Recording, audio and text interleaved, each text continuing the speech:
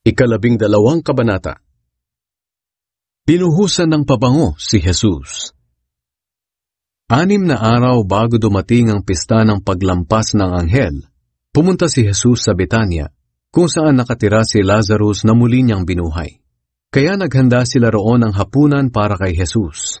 Si Lazarus ay isa sa kasalo ni Jesus sa pagkain. Si Marta ang nagsilbi sa kanila.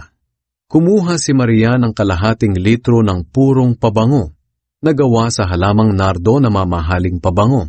Ibinuhos niya ito sa paa ni Jesus at pinunasan ng kanyang buhok. At humalimuyak ang pabango sa buong bahay. Ang isa sa mga tagasunod ni Jesus na naroon ay si Judas Iscariote na magtatraidor sa kanya. Sinabi ni Judas, "1 taon na sweldo ang halaga ng pabangong iyan. Bakit hindi na lang iyan ipinagbili at ibigay sa mahihirap ang pera?" Sinabi niya ito hindi dahil nagmamalasakit siya sa mga mahihirap, kundi dahil isa siyang magnanakaw. Bilang tagapag-ingat ng pera nila, madalas niya itong kinukupitan. Pero sinabi ni Jesus, "Hayaan mo siya. Ibinuhos niya ito sa katawan ko bilang paghahanda sa aking libing. Lagi niyong makakasama ang mga mahihirap, pero ako'y hindi niyo laging makakasama." Ang planong pagpatay kay Lazarus. Maraming Hudyo ang nakabalita na nasa Betania si Jesus, kaya nagpuntahan sila roon, hindi lang dahil kay Jesus, kundi upang makita rin si Lazarus na muli niyang binuhay. Kaya binalak din ng mga namamahalang pari na ipapatay si Lazarus. Dahil siya ang dahilan, kaya maraming Hudyo ang humihiwalay na sa kanila at sumasampalataya kay Jesus. Ang matagumpay na pagpasok ni Jesus sa Jerusalem. Kinabukasan, nabalitaan ng maraming tao na dumalo sa pista na papunta si Jesus sa Jerusalem. Kaya kumuha sila ng mga palaspas at sinalubong si Jesus. Sumisigaw sila, "Purihin ang Diyos!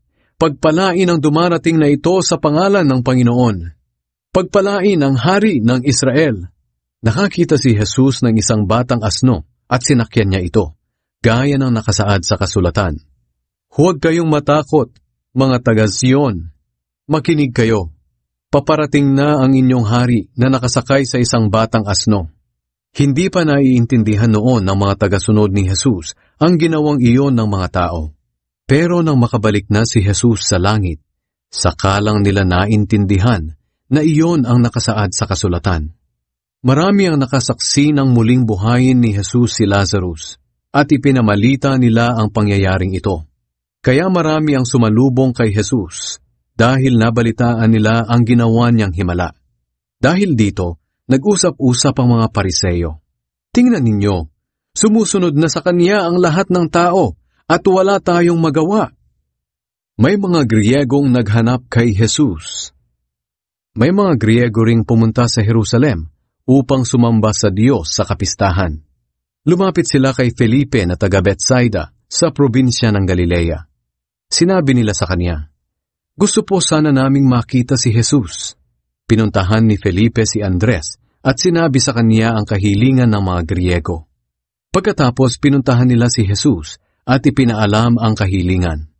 Sinabi ni Jesus sa kanila, "Dumating na ang oras upang dakilain ako na anak ng tao. Sinasabi ko sa inyo ang totoo. Malibang mamatay ang isang butil ng trigong itinanim sa lupa, mananatili itong nag-iisa. Ngunit kung mamatay, tutubo ito at mamumunga ng marami. Ang taong labis na nagpapahalaga sa kanyang buhay ay mawawalan nito. Ngunit ang hindi nanghihinayang sa buhay niya sa mundong ito, alang-alang sa akin, ay magkakaroon ng buhay na walang hanggan.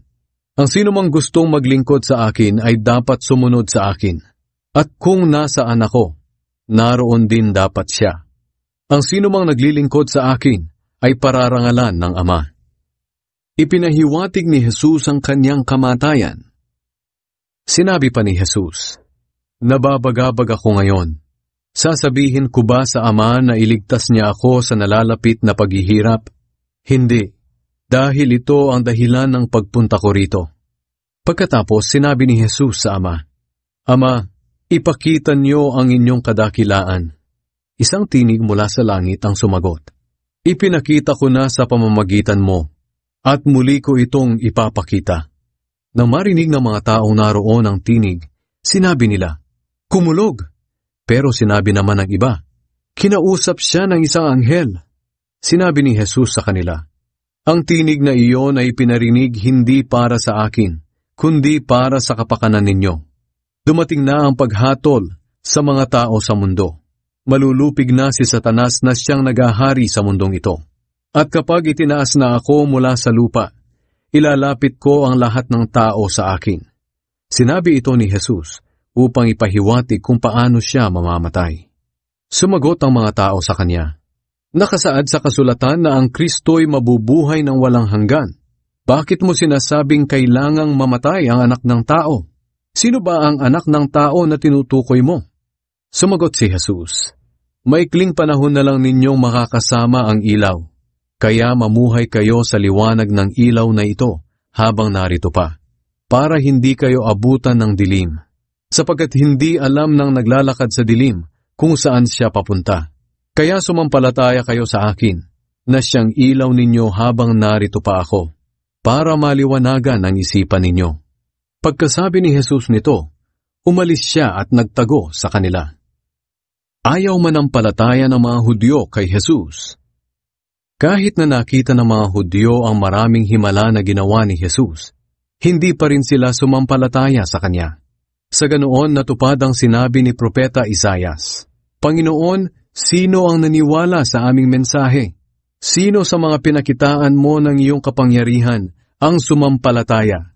Sinabi pa ni Isaias na kaya ayaw nilang sumampalataya ay dahil binulag ng Diyos ang kanilang mga mata upang hindi sila makakita, at isinara niya ang kanilang mga isipan upang hindi sila makaunawa, dahil baka manumbalik pa sila sa Kanya at pagalingin niya sila. Sinabi ito ni Isaias dahil nakita niya ang kadakilaan ni Jesus at nagsalita siya tungkol sa Kanya. Ganoon pa man, maraming pinuno ng mga Hudyo ang sumampalataya kay Jesus, pero inilihim nila ang kanilang pananampalataya dahil takot silang hindi natanggapin ng mga Pariseyo sa mga sambahan, sapagkat mas ginusto pa nilang purihin sila ng tao kaysa ng Diyos. Ang salita ni Jesus ang hahatol sa mga tao.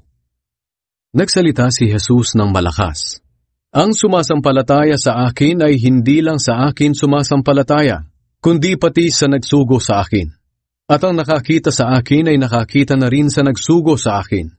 Naparito ako bilang ilaw ng mundo, upang ang sinumang sumampalataya sa akin ay hindi na manatili sa kadiliman. Ang sinumang nakarinig ng aking mga aral pero hindi sumunod ay hahatulan. Ngunit hindi ako ang hahatol sa kanya, sapagkat hindi ako naparito sa mundo para hatulan ang mga tao, kundi iligtas sila. May ibang hahatol sa ayaw tumanggap sa akin at sa aking mga aral. Ang mga salitang ipinangaral ko ang hahatol sa kanila sa huling araw, sapagkat ang mga aral ko'y hindi galing sa sarili ko lang, kundi galing sa amang nagsugo sa akin. Siya ang nag-uutos kung ano ang sasabihin ko, at alam ko na ang mga utos niya ay nagbibigay ng buhay na walang hanggan. Kaya kung ano ang ipinasasabi ng Ama, iyon lang ang sinasabi ko."